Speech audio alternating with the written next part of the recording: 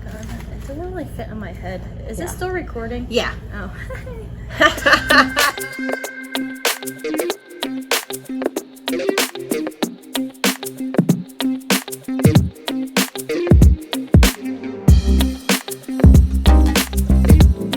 Hey everyone, on this episode of Rungry, we have a special treat for you. As you know, or may not know, Black Dog is having an ultra marathon right here this weekend. And for many of our participants, it's their very first time going beyond a marathon distance. So we have some special guests here today, and they are two of our resident experts on running and ultras, and they are going to share with you, they're awesome by the way, they're going to share with you what you can bring with you and how you can best be prepared for that long run on Saturday night. So here they are. Woohoo!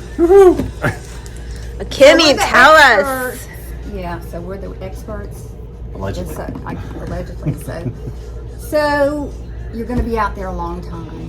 That's a long time. 6, 8, or 12. So just bring whatever you think you're going to need for that time period. So I would always bring some extra clothing because it may even rain. So you need to bring some rain gear too. Let's not forget that.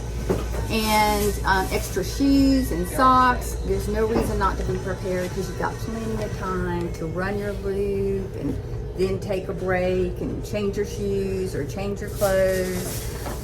But keep the pace going, right? Yeah, I'd second that stuff. Yeah, I've done a few marathons and ultras over the years, so I tend to take a little bit more of a minimalist approach.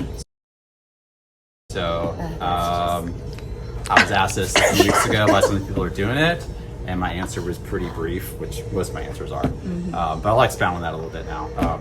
I said flip-flops, so like flip-flops after the race. Obviously don't run in flip-flops, so we don't recommend running in flip-flops. It's bad for business too. Yeah. Run some good shoes. Might be good for the podiatrist business. It might be. So, but pair of flip-flops, there's nice relief after you take your shoes off after being in that long. I would also suggest like bringing extra socks. So like I put an importance on socks. I said socks. Socks, yep. So when it's hot and humid, if it's going to rain, if your feet get wet, then that's kind of a disaster in an ultra. So if you keep your feet dry, it's very important. So, and then bring plenty of snacks. So great thing about ultras is usually a pretty good spread in food, which will have a lot of snacks. I'm going to bring a bunch of snacks. Yeah. Iris and Howard. But bring your treats though, like what you like. Yeah, so I mean, it's a virtual buffet, so you get to run the whole time. So a lot of fun. So we're excited for you guys, and you're gonna kill it. Thank you. I think so. My goal is to stay awake for 12 hours. So that's what I'm going to do. I am going to run. We're all running. We're going to eat. We're going to just relax. We're going to have a good time with our friends. Yep. That's what. And it's for a great cause. It is. Yep. So it supports Myrtle Beach Police Department. This is the medal, so super cool. So Black Dog and a pirate. What more could you ask for? So it's pretty awesome. So I like the way this one is. Okay. Thank you, Daniel and Akimi, for those wonderful ultra tips. I hope everybody uses them, and it's a good lesson. Good lesson in their personalities. And it's amazing that they agreed to be on camera for it. We are Yes, appreciative. because some people don't want to be.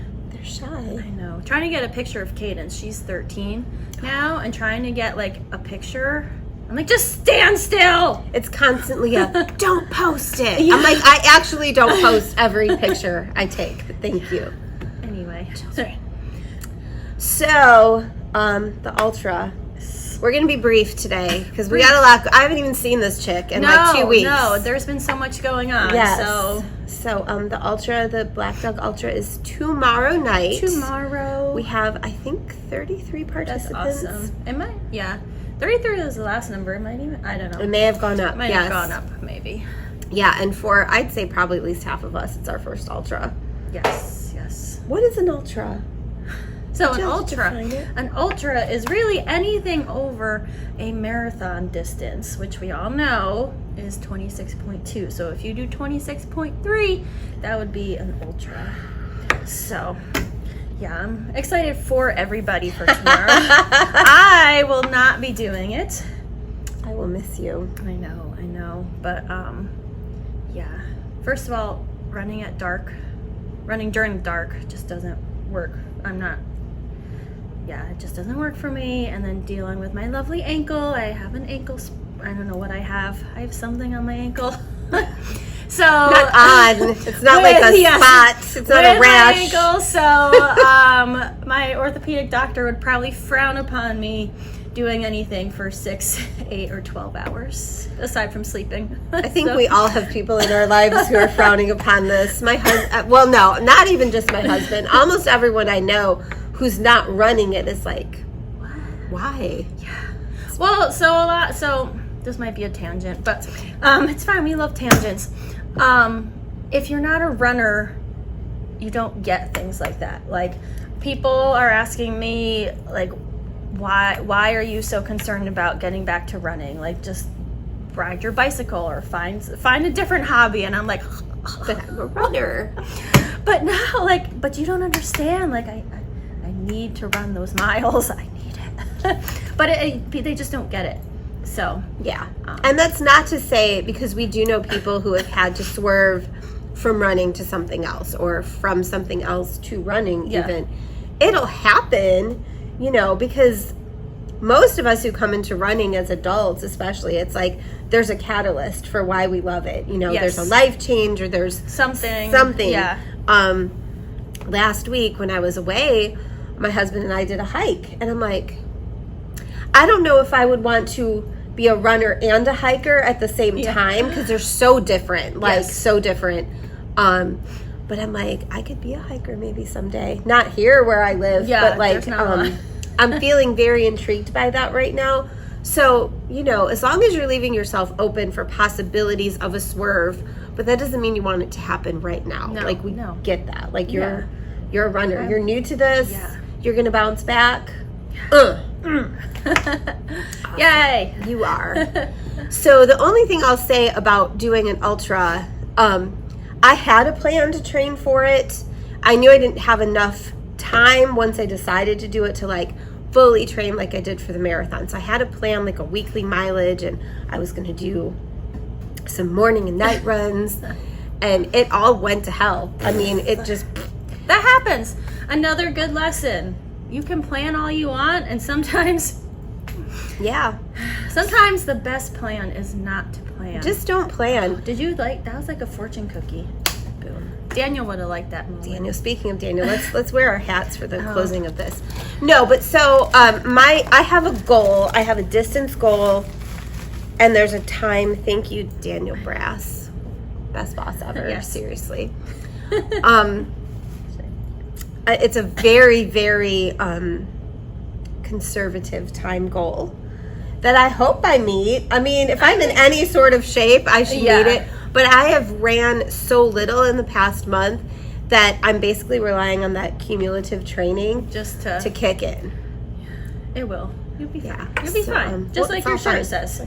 Everything. Can you see it, you guys? It's fine. I'm fine. Everything is fine. Yeah, it's all good. So we're just gonna, I know most of the people doing it. There's gonna be snacks. Like Kimmy said, she's bringing most of them, I think. We're just gonna see what happens, and it will be another box to check, and then we move on to the next thing. Moving on. Life is an ultra marathon. Yes. So every mile looks different. I'm wearing a bracelet for my sweet 14-year-old daughter today. It says 1 mile at a time. Yes. That's the best that we can do sometimes, and it's okay. It's okay. So you want to have a donut? Yes. I mean, I'm not going to eat it on screen. No, Y'all but we put me can to show shame. them from our boss. He wishes you and us a happy Friday, and we wish you Friday. one too. We'll see you guys next week. Bye. Bye.